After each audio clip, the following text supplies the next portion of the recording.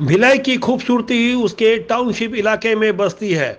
इसी टाउनशिप इलाके को लेकर अब राजनीतिक दल और बीएसपी प्रबंधन में ठन गई है। 2 दिन पहले जहां इसका विरोध करते हुए भिलाई के विधायक देवेंद्र यादव ने बेजा कब्जा करने वालों का साथ देते हुए कहा था कि मैं स्वयं वहां वापस से कब्जा करवाऊंगा। उसके बाद सिविक सेंटर में तोड़ी गई बेजा कब्जा दुकानों को वहीं से बनाने की बात कही। इस बयान के बाद बीएसपी ऑफिसर्स एसोसिएशन और ट्रेड यूनियन उनके खिलाफ खड़े हो गए हैं। ऑफिसर्स एसोसिएशन और ट्रेड यूनियन के पदाधिकारियों ने यहां तक अब कड़ी चेतावनी दे डाली है कि अब तक उन्होंने प्यार से समझाया है, संभल जाएं, वरना 6 विधानसभा क्षेत्रों में संभलने का मौका नहीं देंगे। ये चेतावनी ऐसे समय में आई है जब अगले साल विधानसभा चुनाव होने वाले हैं। दरअसल टाउनशिप में बीएसपी क्वार्टर और व्यवसायिक जमीन पर बेजा कब्जा धारकों को हटाने के लिए बीएसपी के इन्फोर्समेंट डिपार्टमेंट ने एक मुहिम चलाई है। अब तक बीएसपी ने सैकड़ों बेजा कब्जा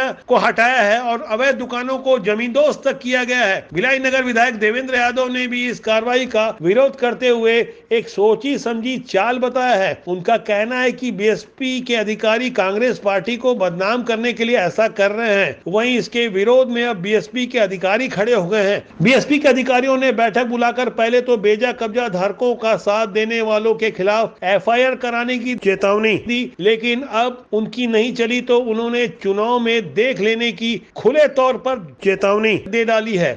यहाँ गौर करने वाली बात है कि भिलाई इस्पात संयंत्र से 6 विधानसभा प्रभावित होते हैं। इसमें भिलाई नगर, वैशाली नगर, दुर्ग ग्रामीण, दुर्ग शहर, पाटन और अहिवारा विधानसभा शामिल है। इन विधानसभा में बीएसपी के कर्मचारी हार और जीत की अहम भूमिका निभाते हैं। अब आरोप लग रहा है कि इन्हीं कर्मचारियों की अब अनदेखी की जा रही है। बीएसपी प्रबंधन के विरुद्ध राजनीतिक दलों का व्यवहार अब बदल गया है। यह तू मैं अब यहीं तक नहीं रुका, बल्कि अब मामला पीआईएल की धमकी तक पहुंच गया है। दरअसल भिलाई नगर विधायक देवेंद्र यादव ने गंदे पानी को लेकर मोर्चा खोलते हुए कहा है कि कई बार निर्देश के बावजूद बीएसपी पानी की समस्या को दूर नहीं कर पा रहा है, इसलिए वो जनहित याचिका लगाएंगे। वहीं दूसरी ओर ऑफिसर्स एसोसिएशन के अध्यक्ष नरेंद्र कुमार बंछोर की ओर से यह बातें सामने आई है कि अब ओए भी टाउनशिप में मकानों, दुकानों और खाली जमीनों से बेजा कब्जा खाली कराने के लिए पीआईएल दाखिल करेगा। ऑफिसर्स एसोसिएशन का कहना है कि टाउनशिप के 30,000 मकानों में गंदे पानी की समस्या के लिए अकेले प्रबंधन ही जवाबदार नहीं है, बल्कि स्थानीय नगर निगम को भी अपनी जवाबदारी सुनिश्चित करनी चाहिए। यानी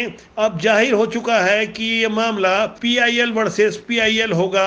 एक तरफ गंदे पानी के लिए पीआईएल, दूसरी तरफ बेजा कब्जा खाली करवाने के लिए पीआईएल। इस तरह से आगे लड़ाई कहां पहुंचेगी, इसे जानने समझने के लिए कृपया बिगुल को सब्सक्राइब कीजिए। विपिन जैन, ब्यूरो रिपोर्ट, बिगुल।